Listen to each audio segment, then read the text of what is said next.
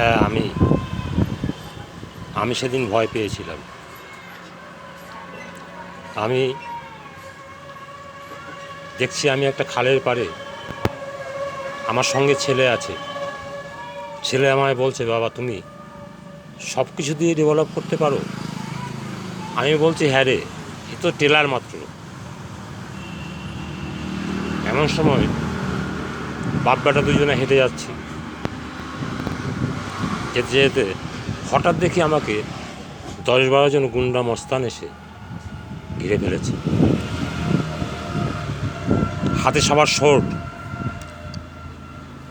ছেলে একটু পাশে আছে। আমি বুঝতে পেরেছি আমাকে ঘিরবে। ছেলেকে বললাম, তুই পালিয়ে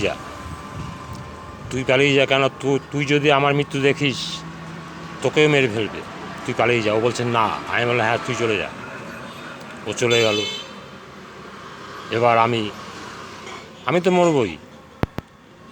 আমি মরণ কামড় দেওয়ার জন্য খেপে উঠলাম।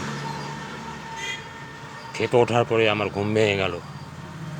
ঘড়িতে দেখলাম 4:17। খুব ভয় পেয়েছি।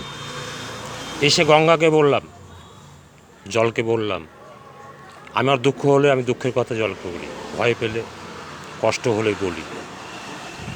দেখে না গঙ্গার ধারে ঠাকুরমশাইরা মন্ত্র করে, নম নম শুচি গঙ্গায় কৃতকর্ম হিতায় হিতায় নং নম শুচি নম শুচি নম শুচি ওম নম গঙ্গে, ব্রাহ্মণরা মন্ত্র করে। তা আমি সেরকম গঙ্গার কাছে সব দুঃখের কথা বলি, ভয়ের কথা বলি। 4:17 তো ভয় লাগছিল, ভোরের স্বপ্ন নাকি ভুলে। তো দেখলাম না, গঙ্গার কাছে বললে ভালোই হয়, সময় সুন্দর যায়। তাই দুঃখ হলে আপনি জলের কাছে বলবেন, জল দেখবেন আপনার দুঃখ দূর করছে। কেননা জলে মা গঙ্গা থাকে। তাই আপনি মনে মনে ভাবছেন